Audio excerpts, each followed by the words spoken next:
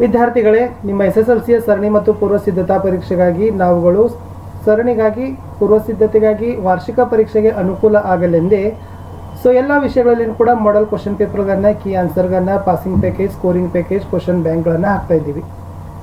ಇದು ಬೆಂಗಳೂರು ಉತ್ತರ ಜಿಲ್ಲೆಯವರು ಬಿಡುಗಡೆ ಮಾಡಿರ್ತಕ್ಕಂಥ ಉತ್ತರ ಉತ್ತುಂಗ ಅಂತಕ್ಕಂಥ ಸರಣಿಯ ಅಭ್ಯಾಸ ಪ್ರಶ್ನೆ ಪತ್ರಿಕೆ 5ನೇ ಇವತ್ತು ಅಪ್ಲೋಡ್ ಮಾಡ್ತಾ ಇದ್ದೀವಿ. ಭಾಳಷ್ಟು ಕನ್ನಡದಲ್ಲಿ ನಾವು ಕ್ವಶನ್ ಪೇಪರ್ ಹಾಕಿದ್ದೀವಿ. ತಾವೆಲ್ಲರೂ ಕೂಡ ನೋಡಿ ಉತ್ತರಿಸ್ಕೊಳ್ಳಿಕ್ಕೆ ಪ್ರಯತ್ನವನ್ನು ಮಾಡಿ. ಇವುಗಳಿಂದ ಖಂಡಿತವಾಗಿ ನಿಮಗೆ ಅನುಕೂಲ ಆಗ್ತದ. ಪ್ರಶ್ನೆ ಪತ್ರಿಕೆಗಳ ಬಹಳಷ್ಟು ರೀತಿಯಾಗಿರ್ತಕ್ಕಂಥ ನಿಮ್ಮ ಅಂಕಗಳಿಕೆಯಲ್ಲಿ ಸಹಕಾರಿ ಆಗ್ತವೆ ಅಂತ ಹೇಳ್ತಾ ಶುರು ಮಾಡೋಣ. ಪ್ರಥಮ ಭಾಷೆ ಕನ್ನಡದಲ್ಲಿ ಇರ್ತಕ್ಕಂಥ ಕ್ವಶನ್ ಪೇಪರನ್ನು. ವಿಡಿಯೋ ಲೈಕ್, ಶೇರ್ ಹಾಗೂ ಸಬ್ಸ್ಕ್ರೈಬ್ ಮಾಡಲು ಮರೆಯದಿರಿ. ಫಸ್ಟ್ ಟೈಮ್ ವಾಚ್ ಮಾಡ್ತಿದ್ರೆ ಸಬ್ಸ್ಕ್ರೈಬ್ ಜೊತೆಗೆ ಬೆಲ್ ಐಕಾನನ್ನು ಅವಶ್ಯವಾಗಿ ಒತ್ತಿ. ನಮ್ಮದೇ ಒಂದು ಟೆಲಿಗ್ರಾಮ್ ಗ್ರೂಪ್ ಅದ, ಸ್ಟಡಿ ವಿತ್ ಪರಶುರಾಮ್ ಅಂತ. ಟೆಲಿಗ್ರಾಮ್ ಗ್ರೂಪ್ನ ಲಿಂಕ್ ವಿಡಿಯೋದ ಡಿಸ್ಕ್ರಿಪ್ಷನ್ ಬಾಕ್ಸ್ನಲ್ಲಿದೆ, ಅದಕ್ಕೂ ಕೂಡ ಬಂದು ಜಾಯ್ನ್ ಆಗಿ. ङ ಯ ನ ನ ಮ ಅಕ್ಷರಗಳು ವರ್ಣಮಾಲೆಯ ಈ ವಿಧಕ್ಕೆ ಸೇರಿವೆ. ಪ್ರಶ್ನೆ 2. ಕಾವ್ಯವನ್ನು ವಾಚಿಸುವಾಗ ಅರ್ಥಕ್ಕೆ ಲೋಪ ಬಾರದಂತೆ ನಿಲ್ಲಿಸುವ ಸ್ಥಳಕ್ಕೆ ಏನಂತ ಕರಿತೀವಿ? ಇದು ಅನುನಾಸಿಕಗಳು. ಇದು ಯತಿ ಆಗ್ತದ. ಚಿನ್ನವಿಲ್ಲದೆ ಬದುಕಬಹುದು, ಅನ್ನವಿಲ್ಲದೆ ಬದುಕಲಾದೀತೆ. ಈ ವಾಕ್ಯದ ಕೊನೆಯಲ್ಲಿ ಬಳಸಬೇಕಾದ ಲೇಖನ ಚಿಹ್ನೆ ಪ್ರಶ್ನಾರ್ಥಕ ಆಗ್ತದ. ಕಪ್ಪು ಪದವು ಉದಾಹರಣೆಯಾಗಿರುವ ವ್ಯಾಕರಣಾಂಶ ಅಂತ ಕೇಳಿದ್ದಾರೆ. ಅವನು ವಿದ್ಯೆಯಲ್ಲಿ ಬಲುಜಾನ, ಇಲ್ಲಿರ್ತಕ್ಕಂಥ ಸರ್ವನಾಮ ಪದ ಅವನು ಆಗ್ತದ. ಸಮ್ಮನೆ ಪದವು ಈ ಅವ್ಯಯಕ್ಕೆ ಉದಾಹರಣೆಯಾಗಿದೆ ಅಂತ ಕೇಳಿದ್ದಾರೆ. ಪ್ರಶ್ನೆ 2. ಸಂಬಂಧೀಕರಣದಲ್ಲಿ 7ನೇ ಪ್ರಶ್ನೆ ಇತ್ತು. ಬರೆದಳು ಭೂತಕಾಲ ಆದರೆ ಬರೆಯುವಳು ಡ್ಯಾಶ್. ಕುಠಾರ ಕೊಡಲಿ ಆದರೆ ದ್ಯೂತ ಡ್ಯಾಶ್. ಸಾಕ್ಷಿ ಮಾಡಿ ಕ್ರಿಯಾ ಸಮಾಸ ಪಂಚಭೂತ ಡ್ಯಾಶ್. ದೇವೇಂದ್ರ ಅಂಕಿತನಾಮ ಅದರ ವೈದ್ಯ ಡ್ಯಾಶ್ ಅಂತ ಕೇಳಿದ್ದಾರೆ. ಮೊದಲೆರಡು ಪದಗಳ ಸಂಬಂಧ ಗ್ರಹಿಸಿ 3ನೇ ಪದದ ಸಂಬಂಧವನ್ನು ವಿದ್ಯಾರ್ಥಿಗಳೇ ಬರೀಬೇಕಿತ್ತು. ಇನ್ನು 1 ಅಂಕದ ಪ್ರಶ್ನೆಗಳಲ್ಲಿ ಪ್ರಶ್ನೆ 11 ಕೇಳಿದ್ದಾರೆ. ಶ್ರೀರಾಮನಿಗೆ ಸಮರ್ಪಿಸಲು ಶಬರಿ ಏನನ್ನ ಸಂಗ್ರಹಿಸಿದ್ದಳು? ಪ್ರಶ್ನೆ 12. ಯಾರಿಗೆ ಜಗತ್ತು ಕ್ಷುದ್ರವಾಗಿ ಕಾಣ್ತದ? ಪ್ರಶ್ನೆ 13. ಸ್ವಧರ್ಮದ ವಿಷಯದಲ್ಲಿ ಎಲ್ಲಕ್ಕಿಂತ ಮುಖ್ಯವಾದದ್ದು ಯಾವುದು? ಪ್ರಶ್ನೆ 14. ದುಷ್ಟ ಬುದ್ಧಿಯ ತಂದೆಯ ಹೆಸರೇನು?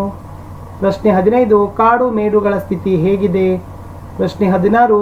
ಹಸುರು ಎಂಬುದು ಯಾವುದನ್ನು ಕಂಡು ಪ್ರೇರಿತವಾದ ಕವನವಾಗಿದೆ? 17ನೇ ಪ್ರಶ್ನೆ. ಭಗತ್ ಸಿಂಗ್ ತನ್ನ ಸಹೋದರಿಗೆ ಮಣ್ಣು ಯಾವುದರ ಪ್ರತೀಕ ಅಂತ ತೋರಿಸ್ತಾನೆ? ಇನ್ನು 3-4 ವಾಕ್ಯಗಳಲ್ಲಿ ಉತ್ತರವನ್ನು ಬರೀಬೇಕು. ಮುಖ್ಯ ಪ್ರಶ್ನೆ 4ರಲ್ಲಿ ಒಟ್ಟು 10 ಪ್ರಶ್ನೆಗಳಿರ್ತಾವ. ತಲಾ ಒಂದೊಂದಕ್ಕೆ 2 ಅಂಕ. ಪ್ರಶ್ನೆ 18 ಇತ್ತು. ಶಬರಿಯು ರಾಮ ಲಕ್ಷ್ಮಣರನ್ನು ಉಪಚರಿಸಿದ ರೀತಿಯನ್ನು ವಿವರಿಸಿ. ಪ್ರಶ್ನೆ 19. ಸ್ಟೋನ್ ಆಫ್ ಸ್ಕೋನ್ನ ವಿಶೇಷತೆ ಏನು? ಪ್ರಶ್ನೆ 20. ಋಣಕ್ಕೂ ಧರ್ಮಕ್ಕೂ ಇರುವ ಸಂಬಂಧವೇನು? 21. ಧರ್ಮ ಬುದ್ಧಿಗೆ ದುಷ್ಟ ಬುದ್ಧಿಯು ಯಾವ ಸಲಹೆ ಇತ್ತನು? ಪ್ರಶ್ನೆ 22. ನಾಳಿನ ಕನಸನ್ನು ಬಿತ್ತಬೇಕಾದರೆ ನಾವು ಹೇಗೆ ಬದುಕಬೇಕು? 23.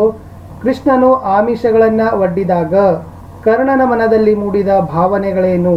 24. ವಿವೇಕಾನಂದರ ದೃಷ್ಟಿಯಲ್ಲಿ ದೇಶದ ಪ್ರಗತಿ ಸ್ಥಿರವಾಗುವುದು ಯಾವಾಗ? 25.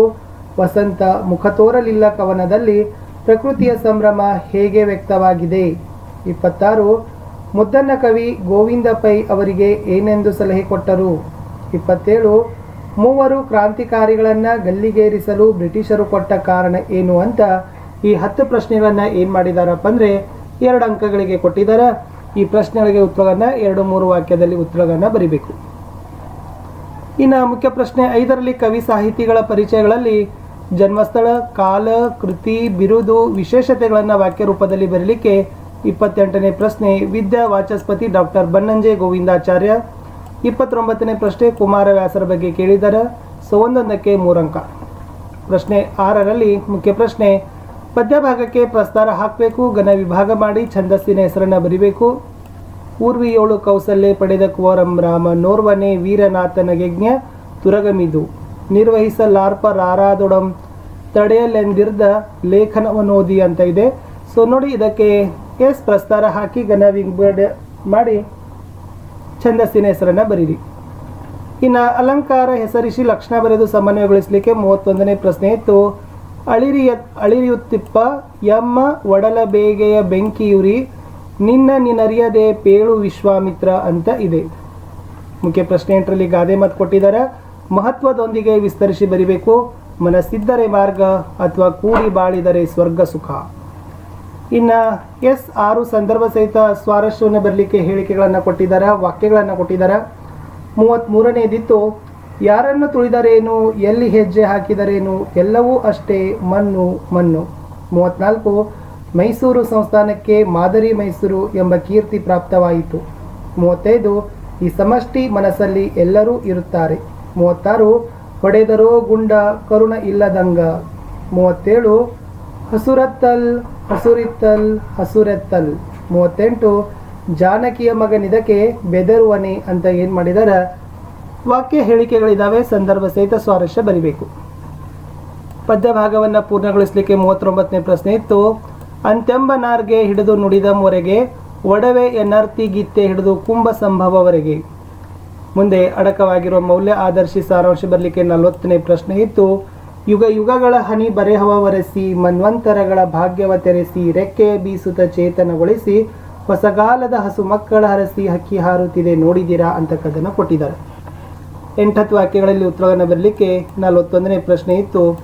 ಆದರ್ಶ ವ್ಯಕ್ತಿ ದೋಷರಹಿತನಾಗಿರಬೇಕಾದ್ದು ಮುಖ್ಯ ಏಕೆ, ಅಥವಾ ತಿಲಕರು ಮತ್ತು ಶಿವಾಜಿಯರನ್ನು ಜನ ಹೇಗೆ ಸ್ವೀಕರಿಸಿದ್ದಾರೆ, ಈ ಬಗ್ಗೆ ಲೇಖಕರು ಯಾವ ಅಭಿಪ್ರಾಯ ತಳೆದಿದ್ದಾರೆ. 42, ಭೀಷ್ಮ ಮತ್ತು ದುರ್ಯೋಧನರ ನಡುವಿನ ಸಂಭಾಷಣೆಯ ಸ್ವಾರಸ್ಯವನ್ನು ವಿವರಿಸಿ, ಅಥವಾ ದುರ್ಯೋಧನನ ಛಲದ ಗುಣ ಅವನ ಮಾತುಗಳಲ್ಲಿ ವ್ಯಕ್ತವಾಗಿರುವ ಬಗೆಯನ್ನು ವಿವರಿಸಿ. ಮುಖ್ಯ ಪ್ರಶ್ನೆ ಎಸ್ 13ರಲ್ಲಿ ಕೆಳಗಿನ ಗದ್ಯ ಭಾಗ ಓದಿಕೊಂಡು 2 ಪ್ರಶ್ನೆಗಳಿಗೆ ಉತ್ತರವನ್ನು ಬರಲಿಕ್ಕೆ ಕೇಳಿದರು. ಸುಭಾಷ್ ಚಂದ್ರ ಬೋಸ್ರವರು ಭಾರತೀಯ ಯುವಕರಿಗೆ ಏನಂತ ಕರೆ ನೀಡಿದರು, INA ಸೈನ್ಯದ ಸೋಲಿಗೆ ಕಾರಣವೇನು ಅಂತ ಕೊಟ್ಟಿದ್ದಾರೆ. ಸೊ ಒಂದೊಂದು ಪ್ರಶ್ನೆಗೆ 2 ಅಂಕ, ಒಟ್ಟು 4 ಅಂಕ ಸುಲಭವಾಗಿ ಗಳಿಸ್ಬೋದು. ಇನ್ನು ಪತ್ರಲೇಖನದಲ್ಲಿ 44ನೇ ಪ್ರಶ್ನೆ ಇತ್ತು. ನಿಮ್ಮನ್ನು ಉಡುಪಿ ಸರ್ಕಾರಿ ಪ್ರೌಢಶಾಲೆಯ ವೇದ ಎಂದು ಭಾವಿಸಿಕೊಂಡು ಸ್ಟೇಟ್ ಬ್ಯಾಂಕ್ ಆಫ್ ಇಂಡಿಯಾ ಬ್ಯಾಂಕಿನ ವ್ಯವಸ್ಥಾಪಕರಿಗೆ ನಿಮ್ಮ ಹೆಸರಿನಲ್ಲಿ ಉಳಿತಾಯ ಖಾತೆಯನ್ನು ತೆರೆದುಕೊಡುವಂತೆ ಕೋರಿ ಒಂದು ಮನವಿ ಪತ್ರವನ್ನು ಬರೆಯಿರಿ ಅಂತ ಕೇಳಿದ್ದಾರೆ. ಅಥವಾ ನಿಮ್ಮನ್ನು ಕೋಲಾರದ ಜ್ಞಾನಜ್ಯೋತಿ ಪ್ರೌಢಶಾಲೆಯಲ್ಲಿ ಓದುತ್ತಿರುವ ಸಂಕಲ್ಪ ಎಂದು ಭಾವಿಸಿ ನಿಮ್ಮ ಪರೀಕ್ಷಾ ಸಿದ್ಧತೆಯನ್ನು ಕುರಿತು ನಿಮ್ಮ ಸ್ನೇಹಿತನಿಗೆ ಒಂದು ಪತ್ರ ಬರೆಯಿರಿ ಅಂತ ಕೊಟ್ಟಿದ್ದಾರೆ. ಲಾಸ್ಟ್ ಮುಖ್ಯ ಪ್ರಶ್ನೆ 15ರಲ್ಲಿ ನಿಬಂಧ ಬರಲಿಕ್ಕೆ ಕೊಟ್ಟಿದ್ರು. ಸಾಮಾಜಿಕ ಜಾಲತಾಣಗಳ ಸದ್ಬಳಕೆ ಅಥವಾ ಪರಿಸರ ಸಂರಕ್ಷಣೆಯಲ್ಲಿ ವಿದ್ಯಾರ್ಥಿಗಳ ಪಾತ್ರ. ಸೊ ಇಷ್ಟೇ ಇತ್ತು ವಿದ್ಯಾರ್ಥಿಗಳೇ. ಈ ಪ್ರಶ್ನೆ ಪತ್ರಿಕೆಯಲ್ಲಿ ತುಂಬ ಕ್ವಶನ್ ಚೆನ್ನಾಗಿತ್ತು. ಚೆನ್ನಾಗಿ ಪ್ರಿಪ್ರೇಷನ್ ಮಾಡಿ ವಿದ್ಯಾರ್ಥಿಗಳೇ. ಸೊ ನಿಮಗೆ ಅನುಕೂಲ ಆಗ್ತದೆ ಅಂತ ಹೇಳಿ